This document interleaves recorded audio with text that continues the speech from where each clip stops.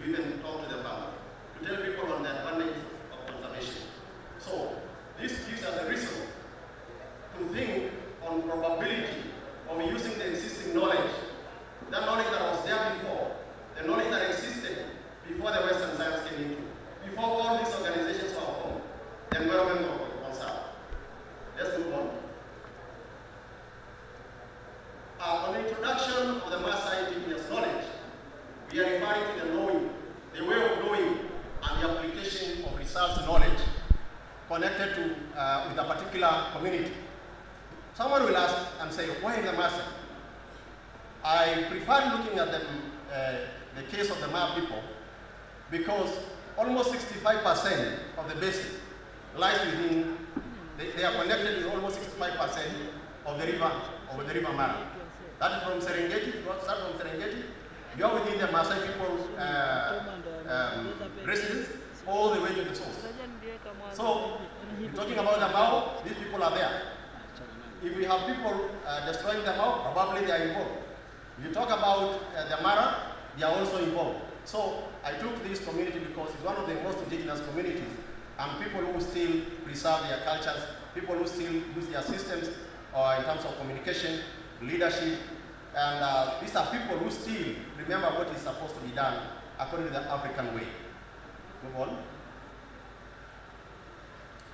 Under this study, we use the research data methodology, the accessibility population. We try to use the elderly, the people who still have the know-how, the historical know-how on how to tackle issues.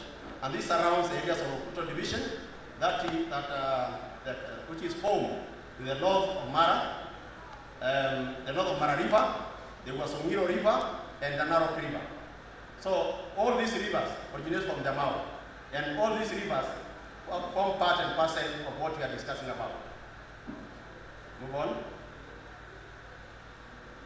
Under this research, we are looking at, I looked at 3 key areas. One is to establish the use of Maasai indigenous knowledge on conservation of the diversity, that is biodiversity that is within the ecosystem. And the second one is to examine the use of Maasai indigenous knowledge on ethnomedicine tree species for environmental conservation of the ecosystem. And number 3 is to explore the use of Maasai indigenous knowledge on livelihood activities for environmental conservation of the ecosystem. Move on. So to begin with, that is on the use of Maasai indigenous knowledge on the conservation of the diversity. As said earlier, we talk about the diversity, we are talking about almost all living creatures within that ecosystem. Here we are talking about the wildlife conservation. We are talking about the wildlife. How can we conserve the wildlife? Historically, the Maa people don't eat wildlife, game meat. We don't deal with game meat. So if we can advocate, we can create awareness among these people who occupies almost 65% of our basin. It means we'll be protecting our animals, our wildlife. So it's good for us, all the agencies, as we move on, we advocate a lot on the Asian or the original way of living of the Maasai in the ecosystem with the wild animal. So in that case, we'll make sure that these people retain their culture of not killing the wild animals. They don't eat the wild animal. So the wild animals will not be threatened in any way. We are talking about that will help us, and the numbers of the wildlife will also increase. Still on the wildlife, we have the game reserves. There should be a modality whereby they can coexist and interact freely without any interruption, because they don't eat on those animals. So you should find a way, instead of us chasing them out of the parks and so out of the reserves, we find a way of integrating them to live together, coexist together the way they used to live before. Because the more you chase them away, the more they become poor, the more they also learn ways of eating those animals or commercializing those animals. Number 2 is the value protection of the bees.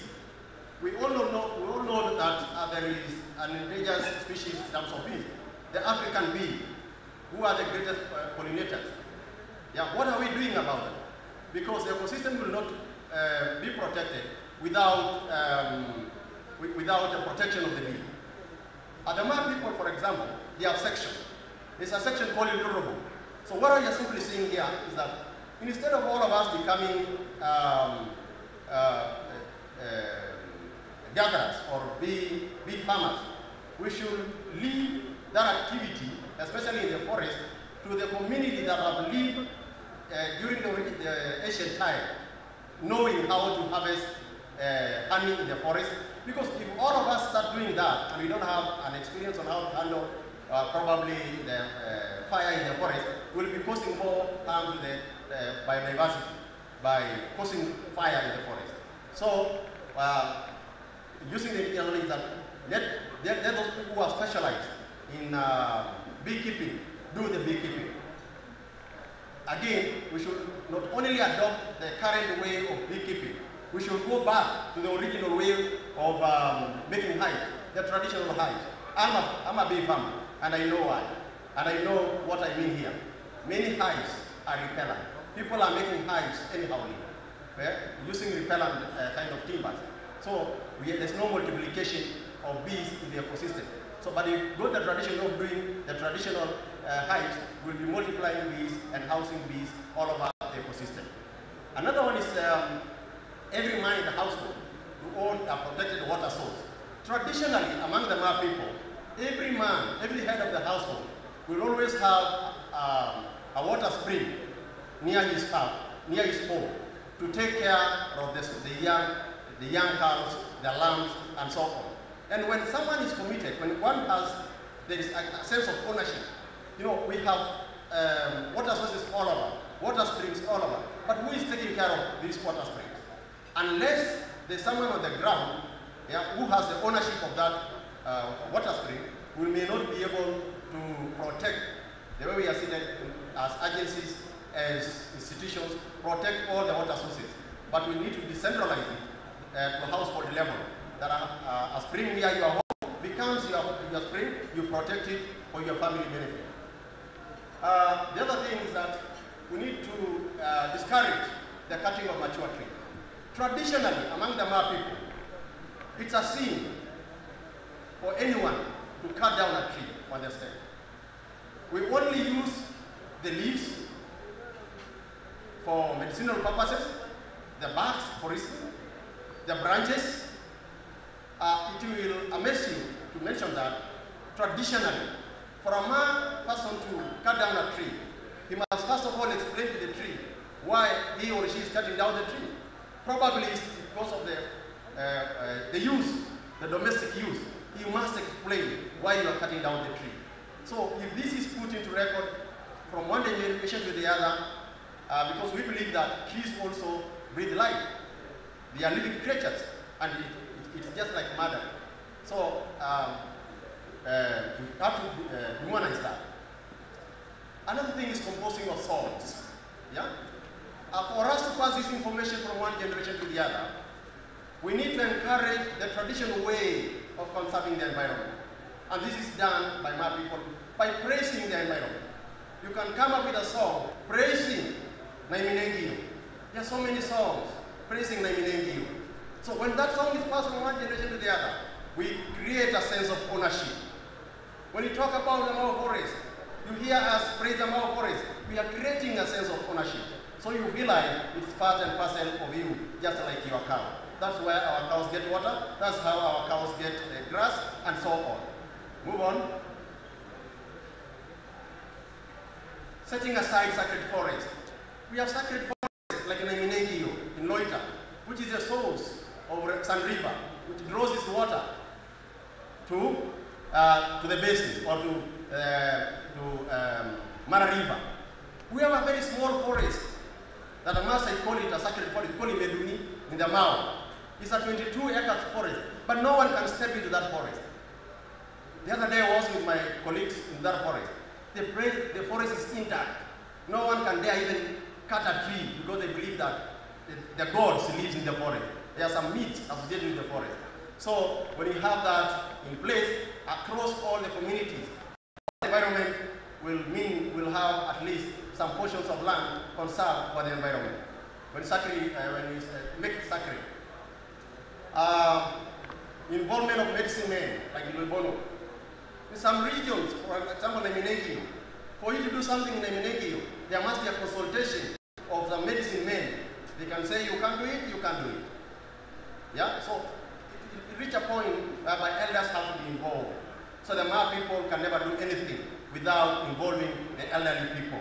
So if we adopt that across all communities, it means we'll be conserving the environment, or we can only be using the forest when need be. Another thing is discouraging the fires. I talked about the fire when I was talking about the Dorobo and the honey harvesting. The Maa encourage rehabilitation of riparian lands. You may not know that we have what we call a kerarashi.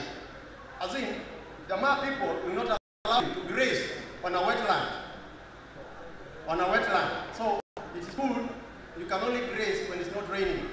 This reduces the cost of erosion. So in that case, when you multiply that across the ecosystem, we'll be able to move. Let's move faster. The objective 2 is about the knowledge on ethnomedicine, the tree species. That one I can summarize to all of you. When I talk about ethnomedicine, we all know that you rarely see a Maasai person going to the hospital. If you see a Maasai person in the hospital, you know that that person must be critically sick. Because we know the medicinal part of each and every plant. But if we can value these trees, these species, protect these species, and multiply these species, and domesticate these species at a household level, it means we are building on the ecosystem, and at the same time, we are increasing and we are protecting these species not to be eradicated. Some of the species, move on. Under these, there are some species that are endangered, even across Maasai land. Some of them I've mentioned there. Move on. The need multiplication across, and this will happen in all communities. Then the third one is about the indigenous knowledge of livelihood activities. Here we are talking about the beekeeping. We are talking about pastoralism within the forest. People might think that masses keep large herds of cows. Yes, we keep, but they are controlled. If you go back to the indigenous way of doing livestock keeping, you can't keep cows at the same site with the sheep.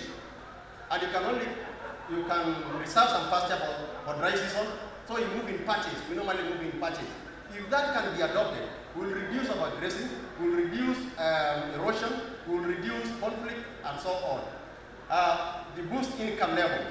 The Maa people don't like, originally or culturally, we don't like seeing a poor man. And it's very rare. Go across all Maasai towns. You rarely find a Maasai sitting down begging. Why? At the household level, we discourage that. And when that is discouraged, it means poverty will not cause you to go and cut down a tree. Poverty will not cause you to go and kill an animal.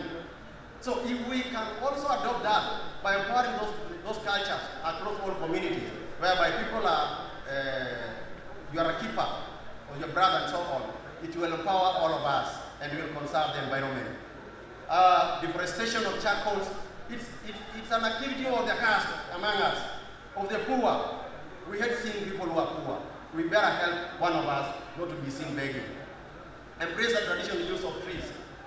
If we embrace traditional use of trees that you can only cut for a shelter, you can only use it for medicine, we have a belief that if you engage yourself in charcoal burning or in timber business, you'll never be rich.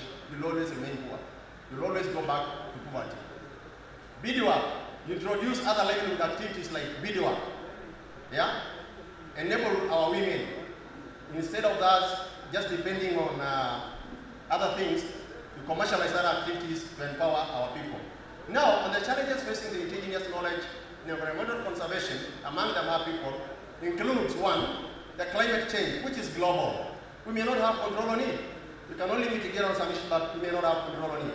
It's a global issue. The industrial pollution. Industries are coming up all over. Yeah? Someone mentioned that the need for compensate those at the upstream. But they can also be polluting from their side. The other thing is development and loss of diversity. Everyone now, the ownership of land subdivision, it's also bringing issues. Everyone wants to develop this piece of land. But if we can go back to an original way of living as groups, as communities, we can move on. Western culture, and science influence. Yeah? It's now becoming backwards if your kids don't believe in science. Yeah? But it's also indigenous science. Weak governance and policies. We are talking about creation of policies. Who is implementing these policies? Who is monitoring the implementation of these policies? And the people on the ground know what is in the paper. Yeah? So the implementation part of it is becoming a challenge. The weak governance, lack of documentation. Some things lack documentation. It's high time that we document what we know when it still exists. Yeah. Another thing is corruption. Go to the Mau forest. When I hear people about protection of the Mau forest, it amuses me because I come from the region. There's a lot of degradation going on, a lot of charcoal burning, and because of corruption across the ecosystem. Move on. In conclusion, we say that the study shows that the depletion highly happened between 1989 to 2010, especially around the Mau. One of the key reasons is that that's when the people started adopting Western life, the Western culture. People wanted to do agriculture and so on. So it's changing because of human activities. Number two is that there is an increased destruction of forests to transform farmlands. Yeah, you go to the Mau, everyone thinks about having money.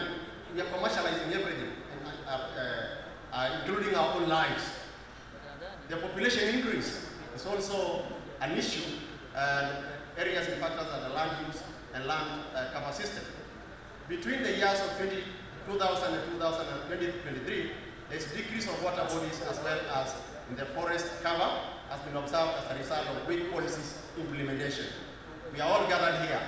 What we are going to drive from this conference may not be 100% implemented, but that is one of the key things that we need to look at.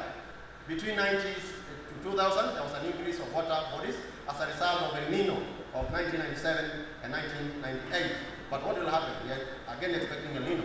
In conclusion, the Mau forest catchment depletion is directly linked to decrease in the waters of the Mau Mara ecosystem across Kenya and Tanzania. Another recommendation, which is the last slide, is that there is need for documentation and use of mass indigenous knowledge, just as a case because there are other African communities have their own indigenous knowledge on biodiversity management, herbal medicine, and alternative livelihood activity. There is also a need for propagation of herbal medicine species, identification and propagation. We have to identify and propagate. There is also an element of promotion of indigenous knowledge practices in conservation, the same information, creating awareness, then training of local youth, women, and so on. Then we have them to empower community livelihoods through groups and technology. That is a desired Mau forest. That is a desired environment that we all desire. But what is happening in our forest? Those are the kinds of, that represent the negative effects of mankind activities in our forest. So, in brief, that's just two pictures can summarize all that we are talking about here on the ecosystem. The desire, the goal that we all desire to be, and what is affecting the implementation or achievement of that desire. Ladies and gentlemen, I conclude by saying that all is possible when you are united.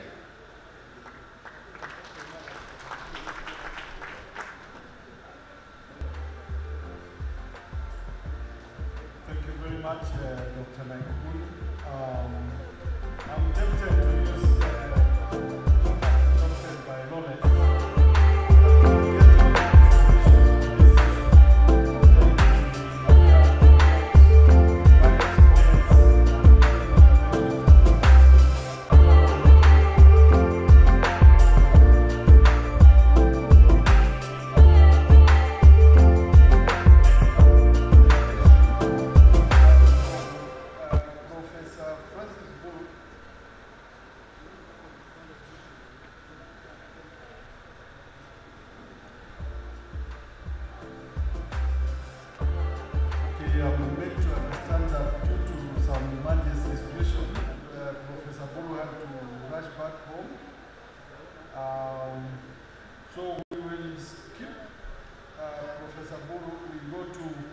Vincent Onyango from BirdLife International, and his presentation is on vulture conservation impacting community livelihoods in Mara Serengeti.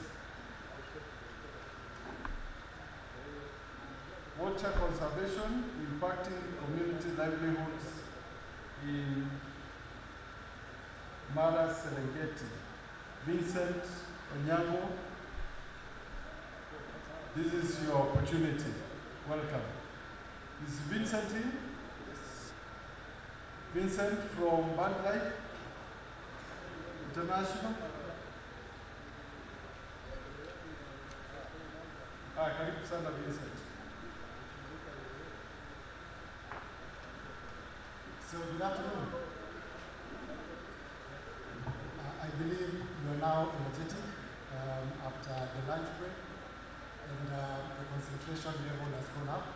So I'm going to talk about water conservation and how this is impacting livelihoods within the Mara Serengeti landscape. So I work with BirdLife International, and BirdLife International is a partnership organization working with 118 partners globally and 26 partners in Africa. So the blue shaded countries, those are the partners that we're working with in Kenya and in Africa, and in East Africa, especially within this landscape of Mara Serengeti. We're working with partners from Kenya, that is Nature Kenya, and Tanzania, we're working with Nature Tanzania, who are also present here. Next slide, please. So our work is guided by 4 pillars. These are species, sites, society, and systems, and these are anchored with partnership and science. Next slide, please. So in Africa, we have 11 species of vultures, and out of these 11 species of vultures, 7 are at the edge of extinction. And out of these 7, 4 are critically endangered, and this includes white-backed vulture, white-headed vulture, Rupert's vulture, and hooded vulture. On that photo, that is the hooded vulture, and it's also found in this landscape. And so, why vultures? If I may pose a question. When in your estate, the garbage collector delays to collect garbage, what would happen? 1, it's going to be smelly, and 2, there will be spread of diseases. So with vultures, they are very important in the ecosystem as they are our nature's cleanup crew. They feed on carcasses, and without them, the carcass would stay for a long period before it decays, and that will create good environment for bacteria to flourish and will cause public health issue. So vultures are very important. They feed on these carcasses, and the gastric system is very acidic, and with that, then they are able to digest pathogens like anthrax and botulinum. Next slide. So these are some of the threats that vultures are facing. It includes poisoning, and poisoning can be intentional poisoning or unintentional poisoning. And belief-based use. This is using vulture body parts for traditional belief practices. So when we come to this landscape, what are the threats that vultures are facing? We have talked about the poisoning incidents. So there is intentional poisoning and unintentional poisoning.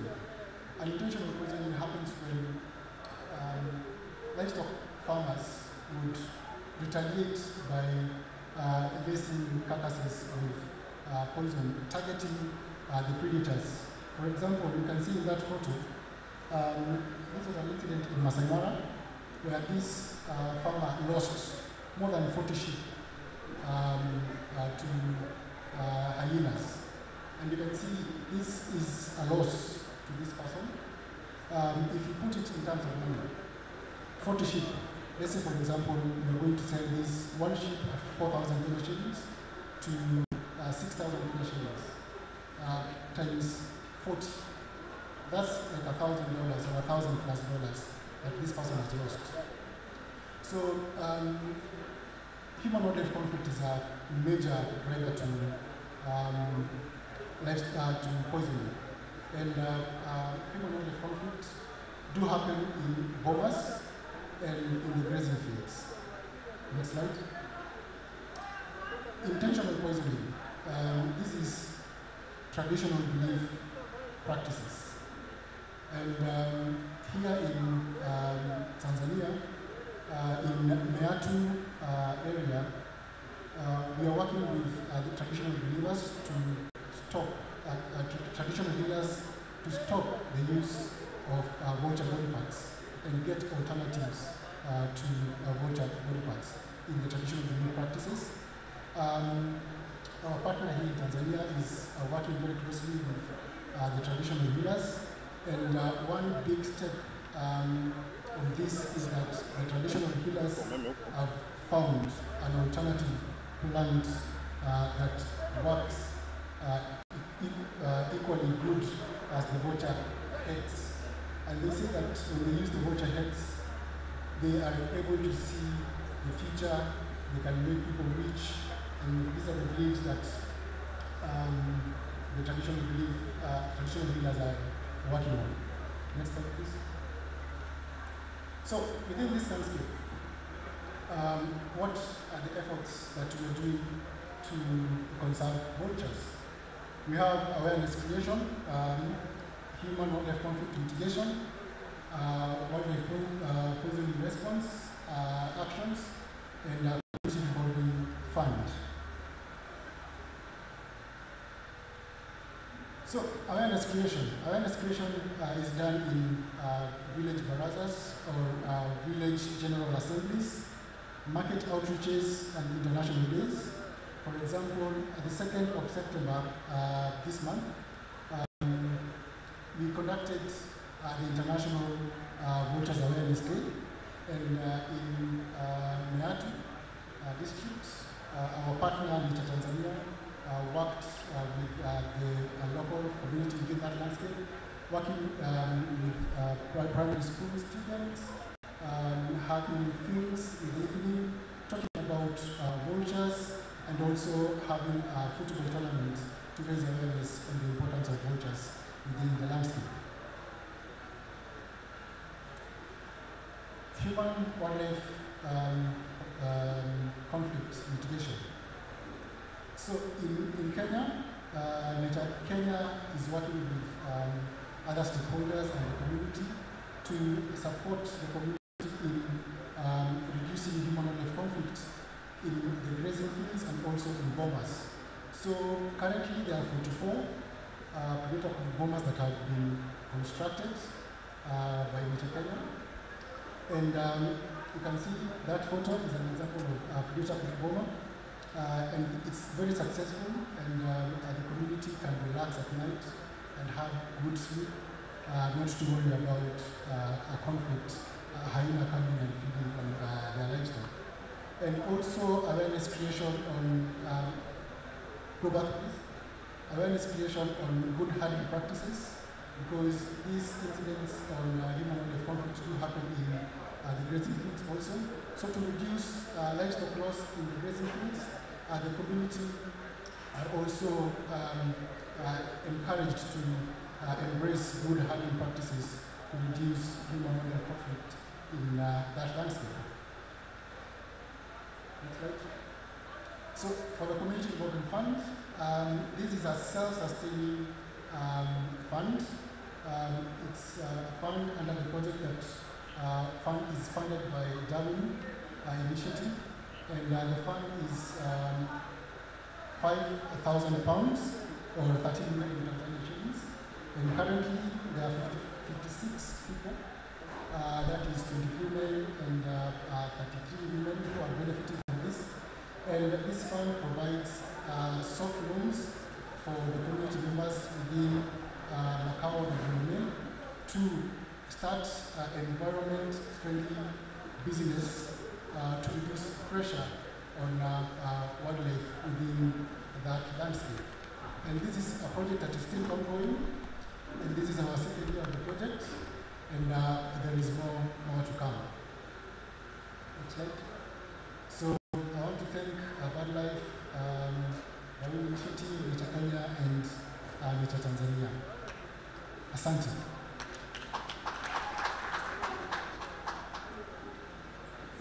Thank you very much, Vincent. Please proceed.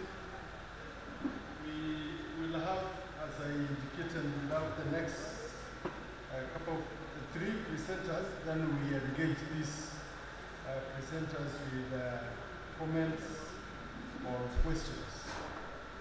So the next presenter is WWF Tanzania. The topic is invasive water hyacinth winds challenges. So this is Christian Chonya who is going to give this presentation, and the topic is invasive water hyacinth winds challenges turned into opportunities for entrepreneurs, learning from the case of Uganda. Welcome.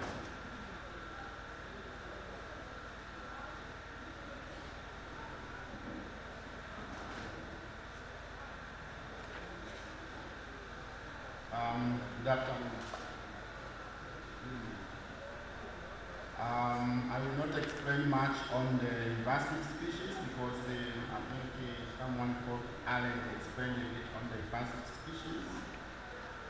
We had a project in WWF in Uganda where they are trying to convert the challenges into opportunities.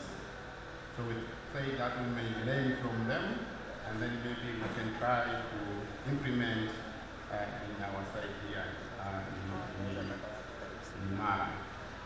So quick one, the introduction, methodology, case of Uganda, we'll just explain a bit, and then just a lesson from the Uganda. It's a very short one, I will not go in detail to explain the challenges of the weeds itself. I think many people understand the challenges of the weed itself. Maybe next slide.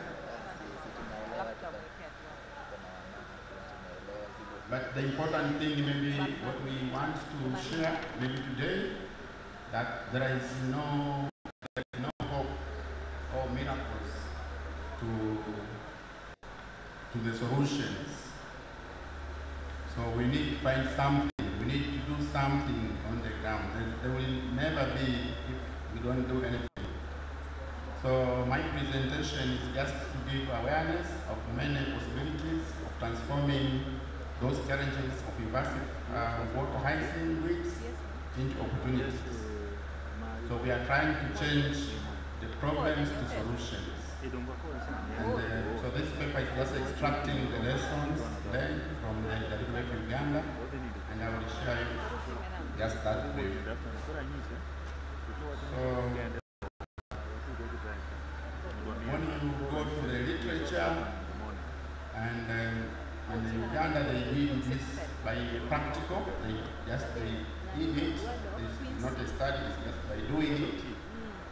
And also, when you read the literature, there is a biological and a chemical solutions, which has been shown that it is infeasible and maybe is environmentally unfriendly. So we are saying that we need maybe to come up with another way of converting these invasive weeds into value-added materials. So the challenge of changing that is just funding and how to do it. I think that's what I want to explain more on that. But currently, many people, they are proposing to do physical or mechanical destruction of those weeds. So that's what I will want to share on that one. Next slide, please. So there are, when you read the literature, it's very, very impressive. It shows different things which are coming out from that weeds, which is the value added, which are not limited to the fertilizer, animal feeds, fuel briquettes, handicrafts, and furniture production. As you can see on the picture, I took from one of the literature. They are showing how that weeds can be harvested and then changed it to the kind of value-added materials. So what we do, most of the funds are not available to test those kind of innovation. So WWF has different funds to incubate the innovation ideas and changing that ideas into a bankable project. So one of the projects which we are referring to Uganda is kind of changing the ideas and having a seed fund to demonstrate that that project is a bankable project, you can even access loan. So next slide, please. So currently we have a fund which is called the Dutch Fund for Climate Development. This fund is helping such ideas to come and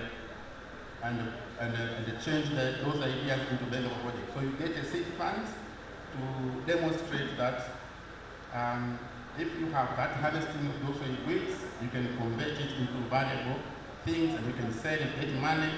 Then you can, after confirming that, you can be handed over to the bank for other accessing other funds.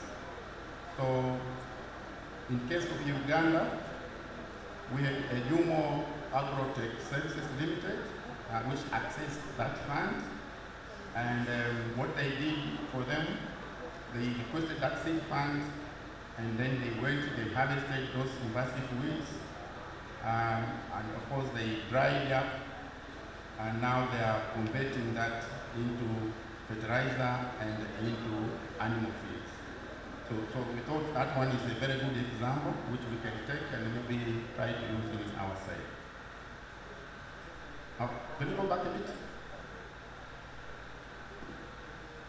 Okay, sorry, okay. So the lesson here is involving the private sector.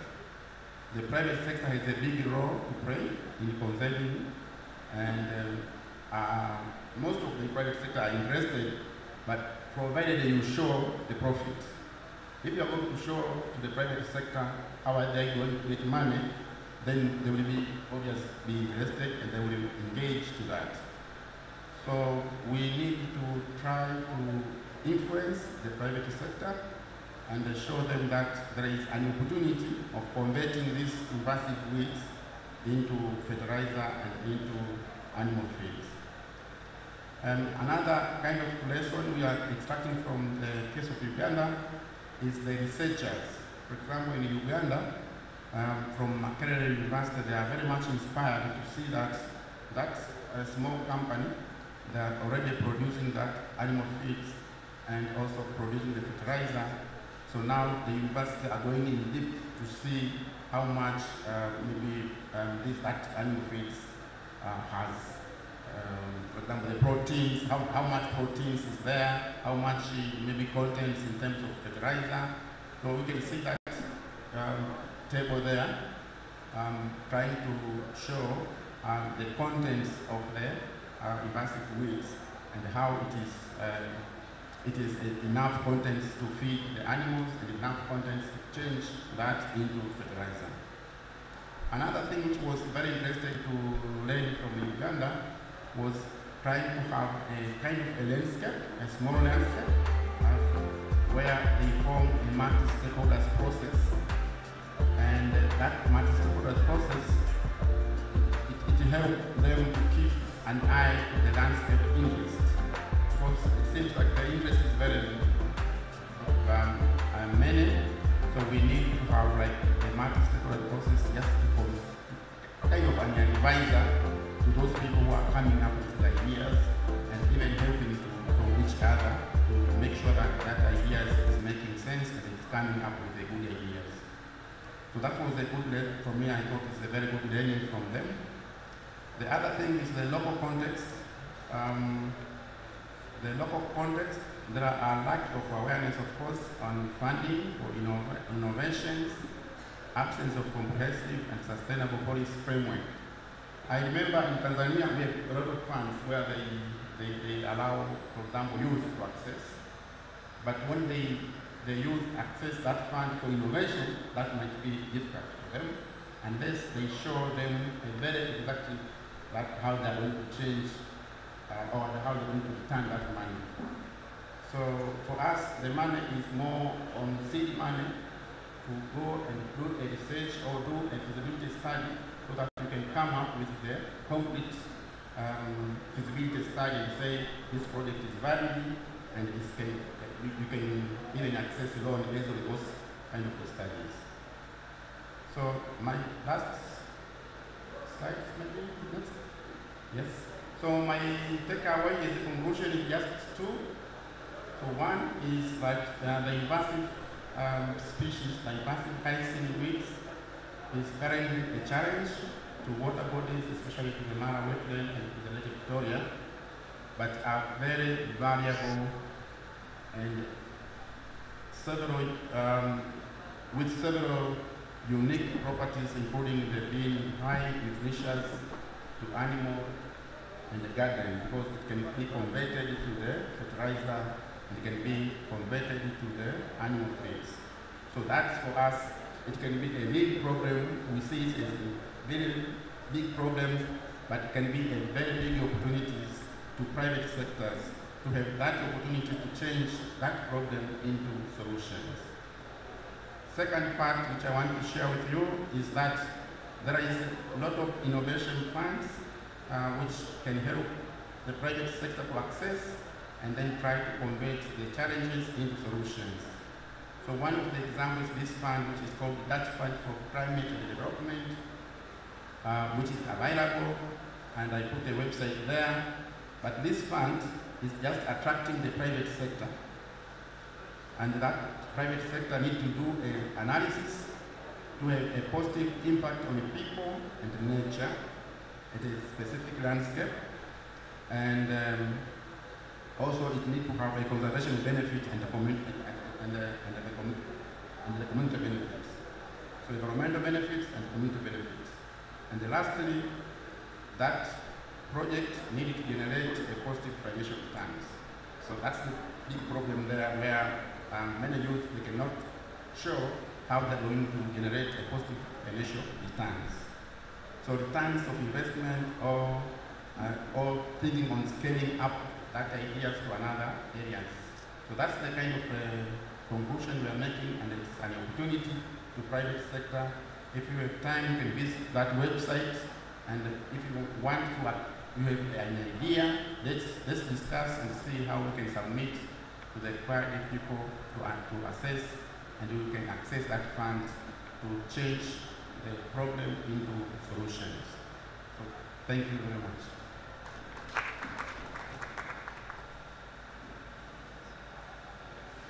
Thank you very much for that presentation. Please give him another round of applause. The next presentation is going to come from Dr. Jane Obati, and the topic is eco-linguistic discourses on the Mara River conservation and restoration. Eco-linguistic discourses on the Mara River conservation and restoration. Let's clap for Jane as she comes to the podium. Jane, the floor is yours. So you have 10 minutes for this. Try to just go to the gist of the matter.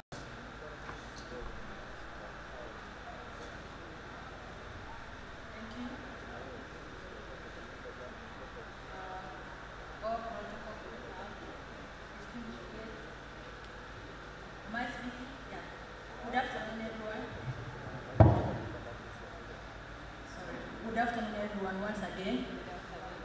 Yeah, my name is Dr. Jane Mbati.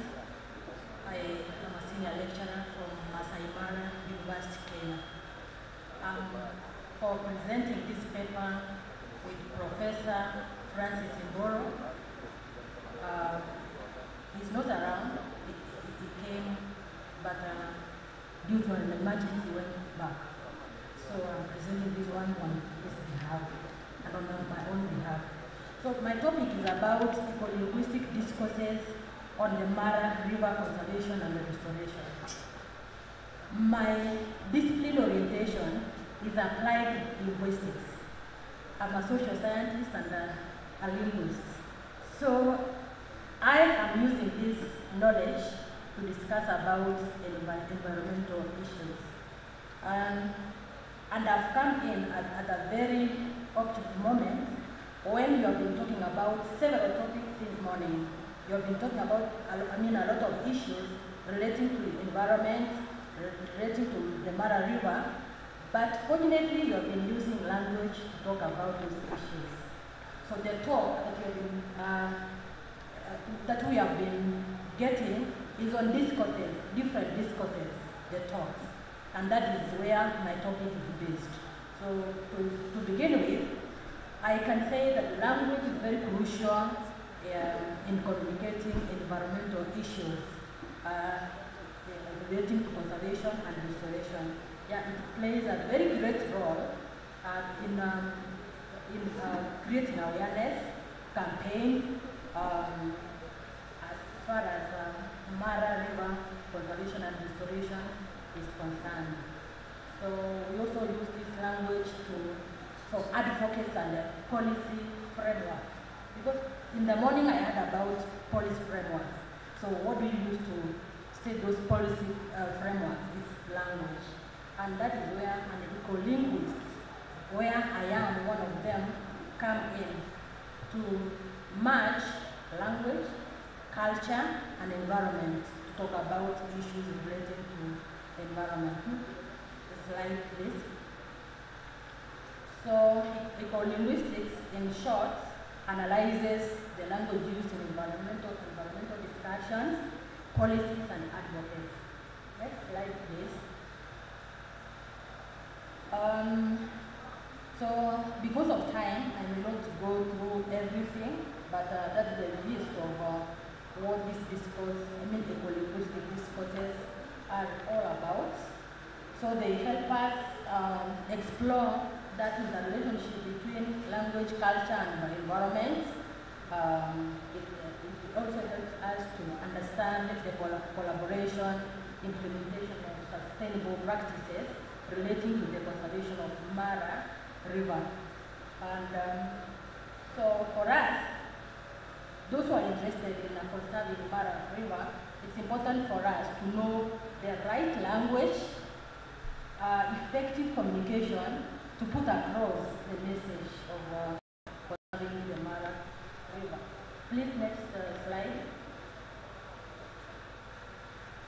So, we can go to the statement of the problem.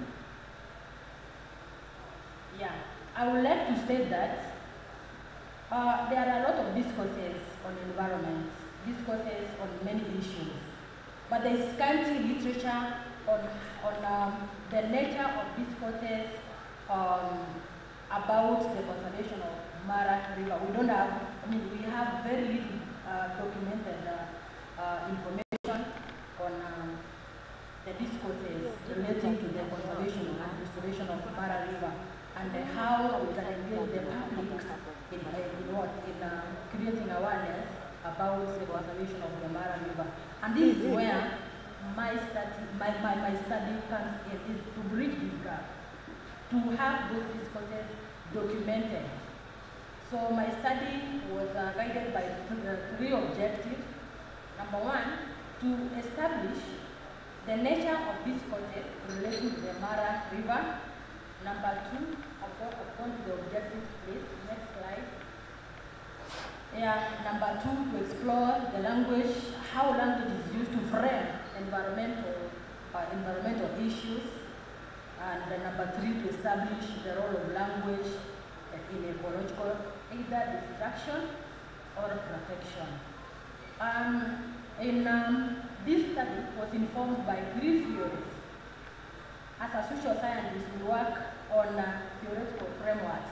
So it was 3 theories informed this study. Number 1, the persuasive theory, because as we pass across messages relating to the conservation of Mara, as we tell stories about Mara conservation, we have to persuade the audience. We have to persuade the stakeholders. So we use the persuasive theory. The second theory is on multimodal theory. Multi meaning many. We use many channels to convey the message of Mara conservation and restoration, and how you apply those, how you apply the many channels will depend on how effective your message becomes. Visual, non-visual, gestures, how you convey,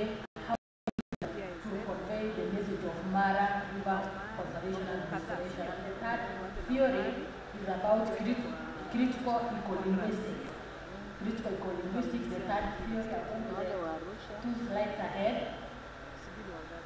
The next one, I've talked about multimodal, critical, yes, ecolinguistics. Yeah, we are using critical discourse analysis to talk about issues relating to environment. And that's why it's known as critical ecolinguistics.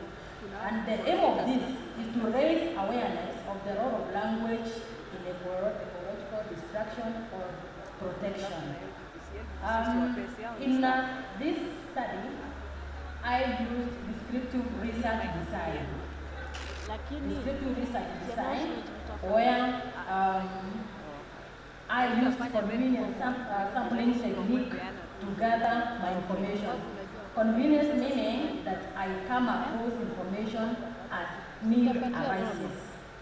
That is convenience sampling technique. And data was collected through observation. Observation, yes, I was part of the participants, interviews, media news, the news that we gather from the news, the online site, Facebook, etc. And that's where I collected my data from. And the linguistic discourses relating to the conservation of Mara and the environment in general were identified, written down, and the explanation of emerging patterns was made. The findings of this study were as follows. Next slide, please.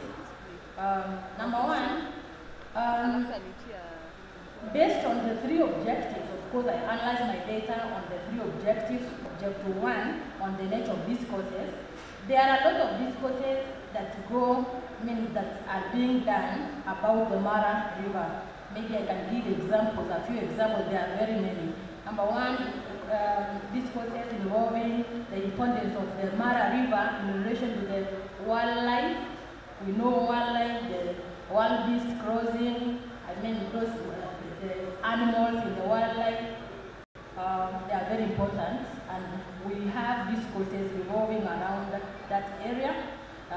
Discourses about the quality of the water and the overall health of the water.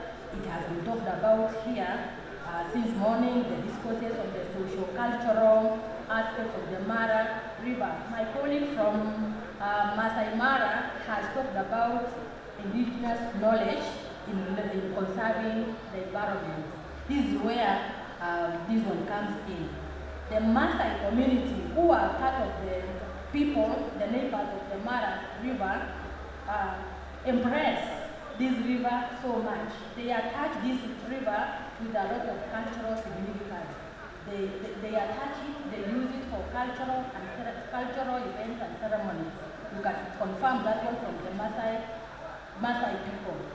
So you cannot talk about Mara River conservation without making reference to the Maasai people and how significant this river is. Those are some of the discourses. Next slide, please. There are several discourses, as you can see running through the screen. Discourses on integrated water resource management, river basin management, discourses on climate change. So you cannot talk about all those without making reference, without using an eco-linguist, where I come in strongly, and we are using language. So the second objective, my findings on the second objective, is that language generally is used to frame environmental issues. How you message, you pass message, how messages are created, how they are framed, how they are passed to the stakeholders, messages of advocacy, the way you package your message to convince your audience will all depend on language. And that's where eco-linguistics comes in.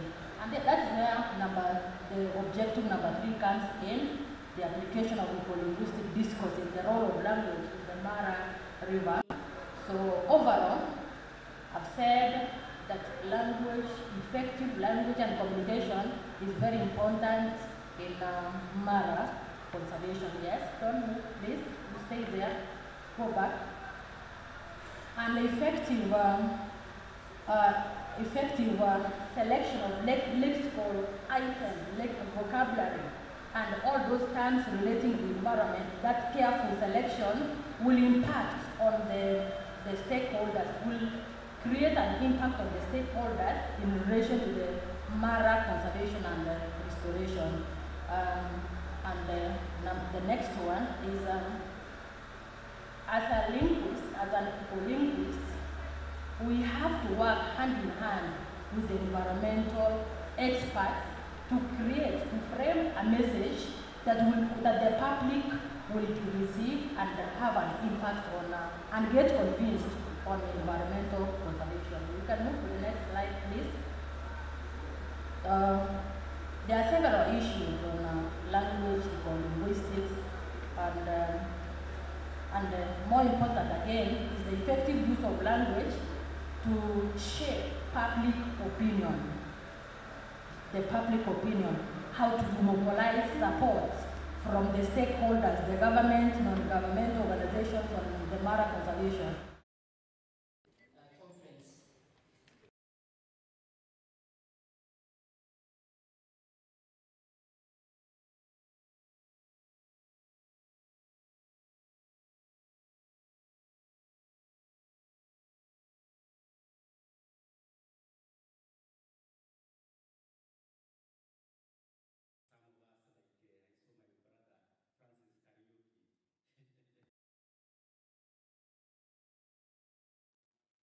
Done in that light. So the reference of this theme to the Executive Secretary,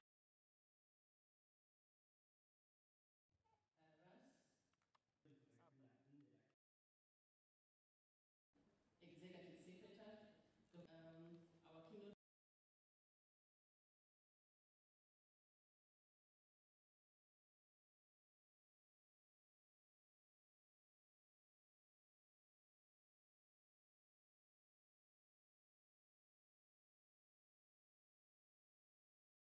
sustainable practices and fostering greater awareness appreciation of the ecosystem. But more importantly, through effective language use, there could be collective responsibility in sustaining this river and conserving this river. So I therefore agree that there is a true correlation between effective language use and communication and environmental, and to be more specific, the Mara River conservation and restoration for sustainability. I recommend that the language and communication experts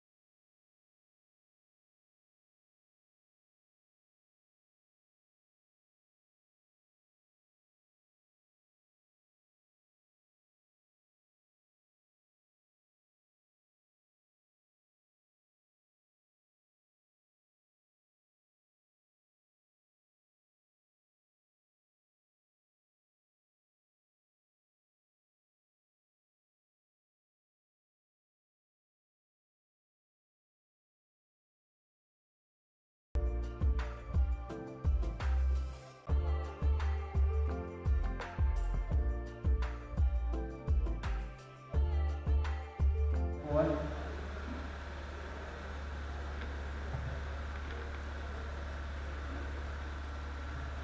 I'm scanning the audience. I'm not seeing any hand up. Yes, yes. Please bring the mic to Dr. Bonde.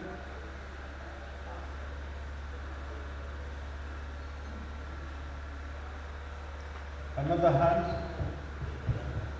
Yes, one hand there. And then another hand, 2, 3, 4. Let's do those first.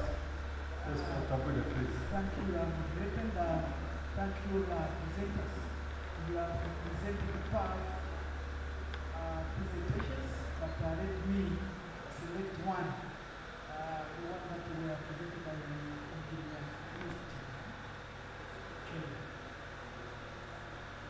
Advice: how can we mobilize the private sector, particularly the youth, such that those innovation ideas are able to be created and implemented so much? What proposals are made?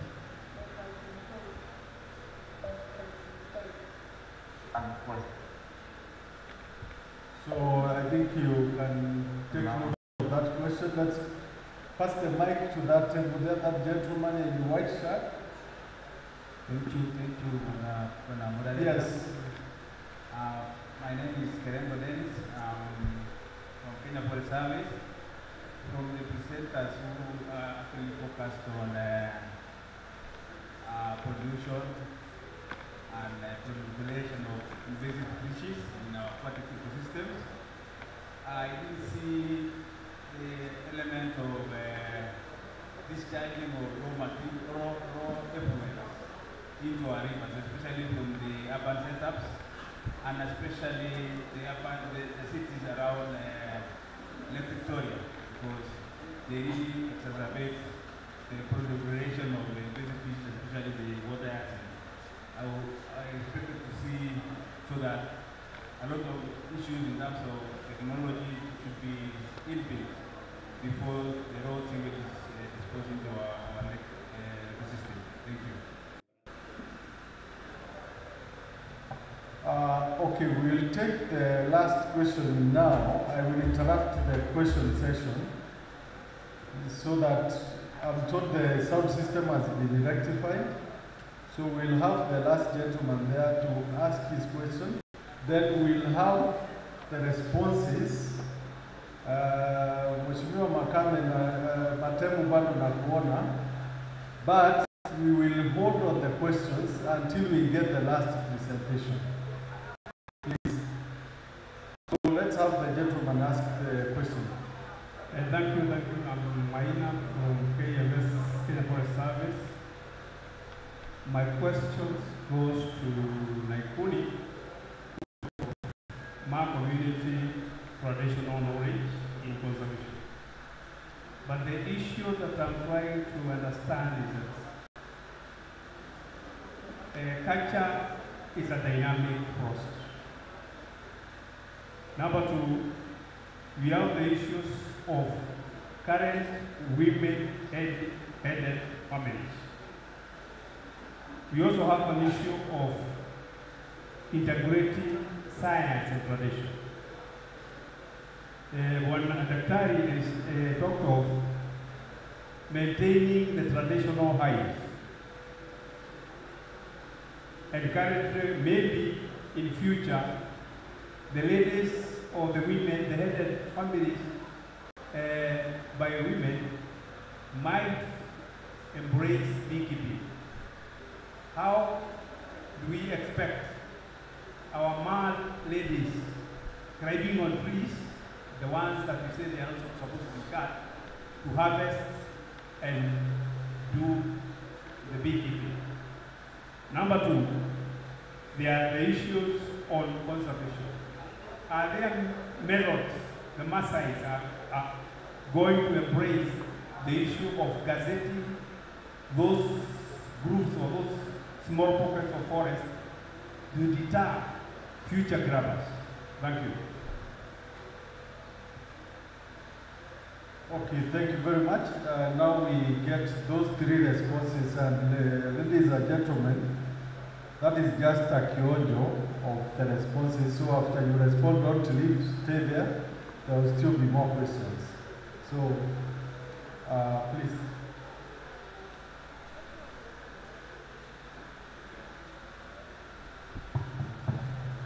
Thank you very much. The first question is about the dynamics on women-headed families, the dynamics of culture versus the women-headed families in relation to probably beekeeping and so on. My response is that even in time where we are still within the culture, as the Ma people, we still had families that are headed by women. Probably there are those who are widowed, there are those who are not married. So it was not a guarantee that every woman must be married in our culture. There were such families. I come from a family, a polygamous family of 3 mothers, but I say 4 mothers because my auntie was not married, but she was under the care of my father. Traditionally, according to our people, if a lady is not married, one of the brothers will take care. It's just like a wife, but not say she lives with that lady, no. But in terms of provision, taking care of the children and so on, one of the brothers will take the responsibility of providing to that person. So it has been there before, and it will continue to be there, and so on. So, and number 2, when it comes to the beekeeping we talked about, we are not simply saying that we do away fully with the science part of it, but we integrate the two. What I talked about using the indigenous knowledge. With indigenous knowledge, they knew the kind of species of timber, tree timber, that they can use for hives, for example. But with the current commercialization of everything, anyone can just get into the forest, get a hold of timbers and create and gives you a hive. Yeah, you mount it in your forest and in your home, but there is no colonization. So it will be a waste of money. So we are simply saying that even with the traditional way, women among the Dorobos and others will still do that.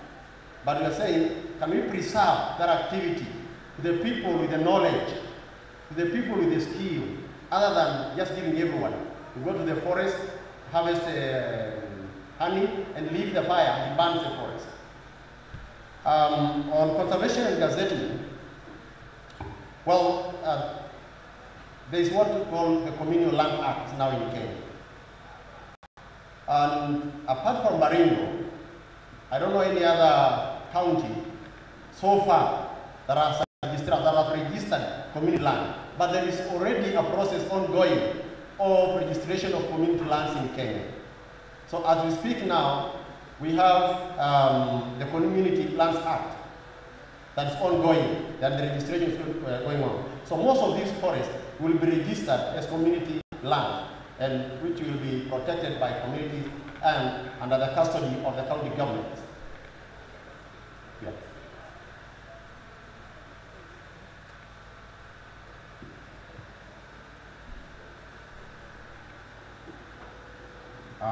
Thank you, Dr. Bonde. So, what can we advise and how can we allow maybe youth to access funds or any private sector to access funds? Maybe I can put into 3 advice. 1, maybe the government, they used to set aside funds which they loan to the youth and to the women, but unfortunately they don't set aside funds to do innovation, to do feasibilities for bankable projects. So I would request or advise the government to set aside funds for doing feasibilities, for coming up with a bankable project or bankable nature projects. Second, from CSO and the NGOs, we are fundraising and are getting a lot of money as a grant. So those grants need to be a seed fund to develop a bankable project. So it should not be a grant which goes directly to we support maybe planting a tree, then we go. So it's kind of that funds get lost, or yes, it can be supporting, but one-time thing.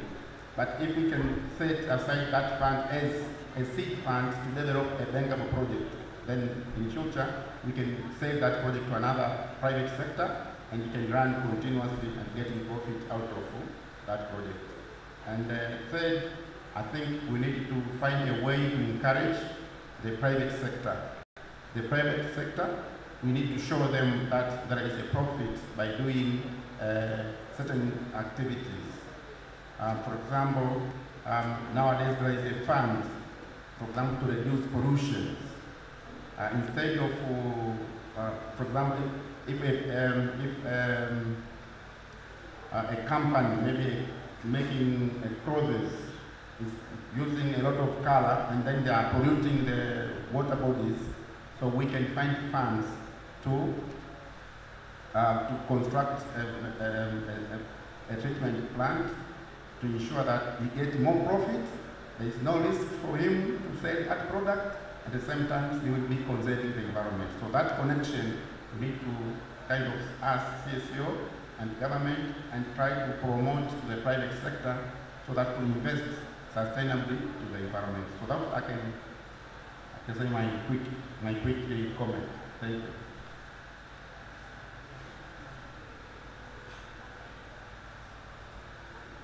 Thank you. Has the question by this gentleman been responded to? Yes. Okay, thank you very much. So now,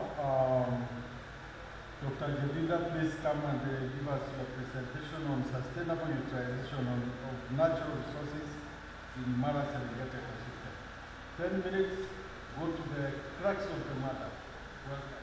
Thank you. Good afternoon. My name is Dr. Jadida. I'm here to present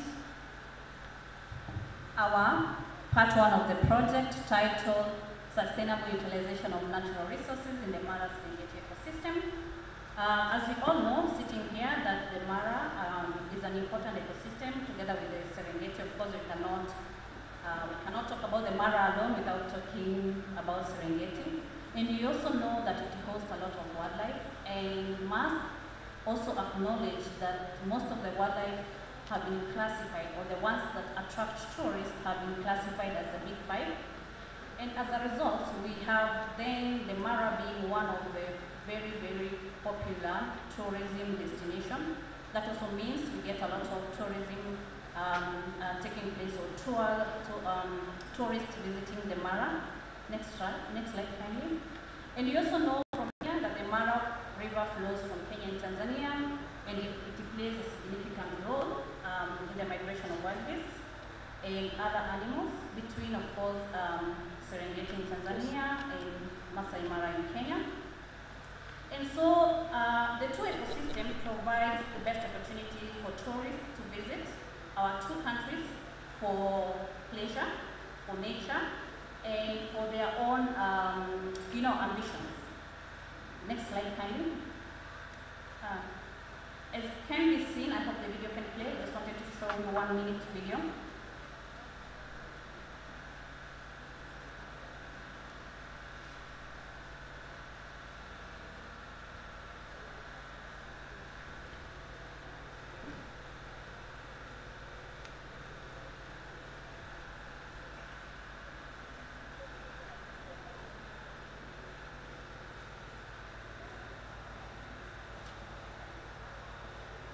Do we have a challenge?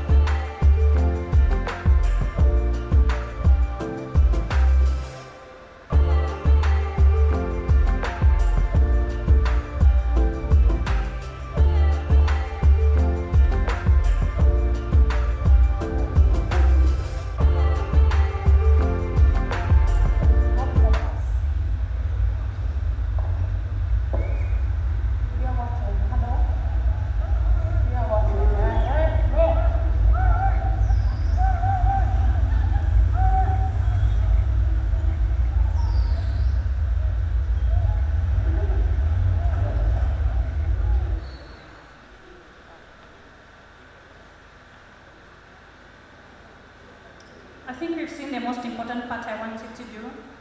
That scene was part of the plot that I was studying, so I was fortunate enough to witness that, and that formed part of our bigger study.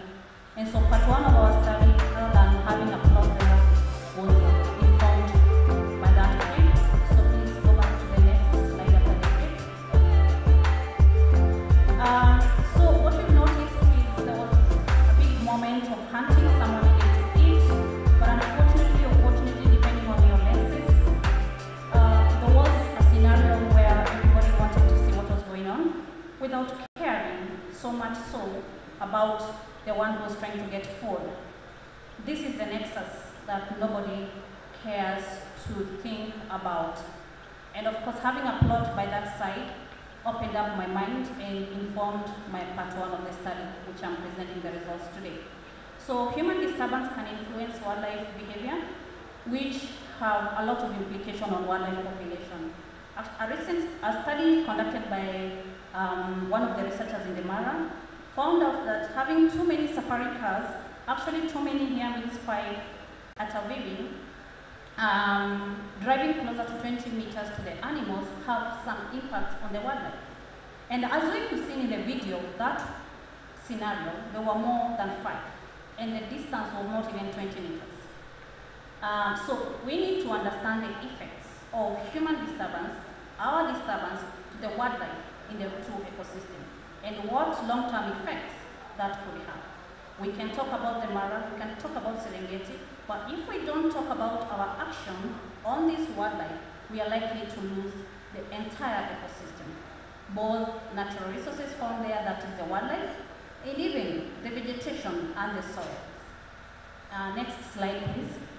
So we're talking about the future of the Mara and the multi-billion tourism industry in the Mara and Serengeti. It's all dependent on how we manage our natural resources. Next slide, please. And so, from that place, that was not even part of my study. My study was on vegetation impacts on off-road driving, but that clip gave me this objective.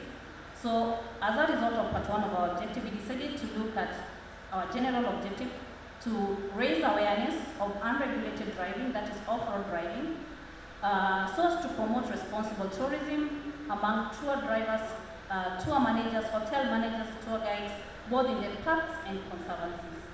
I don't know whether we should be sorry to show the video of those tour ones, or we should be involving them in this research so that we tell them their impact. I don't know which one. I'm a conservation biologist, so I take the part of defending the wildlife that they had their right to hunt at that moment. So our study objectives were to understand the motivation of off-road driving. I wanted to know why they did what they did. And I involved every other tour van that was taken in that video, and those were my respondents. I made sure I wanted to know why they did what they did, so that we can use the data to inform policy. Is it that they don't know? Is it that they wanted to just do it to please the tourists? What is it? Because we cannot continue like that. So, just a minute, our second objective was to actually document the impacts of off-road driving on vegetation. Here is not only vegetation, we're also looking at the soils, the wildlife and vegetation in general, and we also want to mark the hotspots that are notorious for off-road driving. Why? Because we want to inform the two countries that they should direct surveillance towards where these activities are happening. Next slide. So our methodology and our data collection is ongoing. It's a 3-year project and it is funded. So this is just phase 1 of the project. So what we did is we conducted face-to-face interviews with tour guides, tour drivers, park managers, and our motive here was to understand their motivation of driving. What is their motivation? Why do they run like that? Can they just stay on the tracks and observe with their binoculars? Or can they just do something else that is not also impacting on the wildlife? We also now doing the vegetation survey, which was our main objective. We wanted to also just look at the impacts of off-road driving on vegetation, soil, and animals, and as I said, map out the off-road driving hotspots. So we also wanted to look at species richness and species diversity in those plots where off-drive happens quite often. Next slide. Data collection strategy. We are still in the process and we are collecting quantitative and qualitative data. On qualitative data, we are using interviews where we are talking to the tour guides and tour drivers. We have a set of questionnaire where we are trying to find out the motives so that we can use that to promote awareness. Next. We found preliminary data analysis. Preliminary means we are in the process of looking at the data. Here is what we found, that from the literature, there were several potential impacts of wildlife to wildlife that have been described in the literature for off-road driving. We have wildlife disturbance, like you've seen in the video. We also have harassment, we found that in the literature. Habitat loss as a result of trampling of the vegetation, and also decrease in species diversity. And we also have some indirect effects that we cannot see, but in the long run, we are able to see that. So we have things like modification of wildlife behavior. For example, when they see those vehicles, they tend to run away, or they tend to hunt away from those places that are hotspots. So you interfere with their, or you modify their hunting behaviors. Next. So our objective 1 results, when we ask them, what were your motivation or what motivates you to off-road driving? Here is what we found, that it is directly related to the desire to please the guests, their tour, their tourists, so quest for guest satisfaction, competition among tour guides and drivers to be the best in the chain. I want to be given the best tip. I want to be known that I was the first one to spot the lion. Poor understanding of the impacts of off-road driving, because we asked them, do you know if your actions have an impact to wildlife? And they were so innocently innocent to say no. And then 66% of the study participants had no training in tour guiding, but had a driving license. Yes, I'm a driver, I can get a job as a tour guide, and I can run the car. So yes, I do not know whether whatever I'm doing has an impact on wildlife, or whatever I'm doing has an impact on my job. Because should those wildlife disappear, I'm not sure they will have a job. Poor monitoring system. We are also not doing a lot of monitoring from both sides, so nobody is watching, so nobody is actually making sure that these, I don't know whether you call them bad habits, do not happen. Little knowledge of the existing park rules and off-road driving. So we asked them, do you know of any park rules, laws that discourages you from driving off-road? And their answer was, yeah, we know, but yes. So of course we say there is little knowledge. Next slide. Objective 2 and 3, we will be happy to come back and present our results in the next conference. We are not yet done with that. Next slide. Discussion. So what we know so far is that tour guides and tour drivers are key players in promoting sustainable tourism. How? They modify tourist behavior. They enforce park rules. For example, by telling them here in the Mara or here in Serengeti, I am not allowed to drive off-road. Please, I cannot take you to the hunting site beyond 20 meters. They can do that, and that will help us conserve our wildlife on both sides of the ecosystem. Next. The cost to please the visitors is also a major reason for off-road driving. Other reasons that we found out in the literature is sighting wildlife away from the trails. Sometimes also hunting happens very far away from where the roads are. So what do? They are forced to drive there. All right? Can they use other things like binoculars? We think so. Next slide, kindly. Our conclusion and recommendation is continuous education to raise awareness on impacts of off-road driving should be done continuously. Withdrawal of practicing licenses to tour guides who will not follow those instructions. Yes. Carrying capacity studies. Actually, I found out that we only have one study on carrying capacity on board the ecosystem. That should be done so that we know, how much can our ecosystem, how many tourists can we handle at a time? How many cars can we allow in our ecosystem at a time? Next slide, kindly. I would like to acknowledge funding from Raffle Foundation, which funded the study, and also Masai Mara University for the permission to do the presentation here today. Thank you.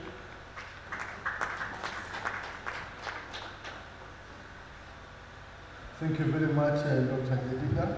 Another round of applause, please. Thank you very much. So now the floor is open for the 5 topics that have just been presented. And I can start with Mheshimiwa Matendo pale, so that that burning question can get a response. Then we'll come to Coletta, Engineer Coletta, the DES, and Dr. Kimili here. Let's have those 3 first. And then I'll come for the next round. Matendo. Yeah, thank you very much indeed. We have researchers here and experts from the university. It has been a practice that researchers and experts, academicians from university, they do very good research with very good recommendations. But those recommendations, they end up in publication in the international journals, and they do not go to help the community. I am sitting here with the decision makers. The district commissioners are part of the decision makers in the country. But all these good recommendations end up there to the scientific level. That is to go further. Or there is no any mechanism to reach the decision makers so that they inform the decision makers. What is what's being done here? Apart from presenting the scientific conferences, in meetings, and that's it. We close the chapter and we go. And those good recommendations lie in the shelf. Yeah? So I think the academicians and through the universities really are you real like the indigenous knowledge, ecolinguistics,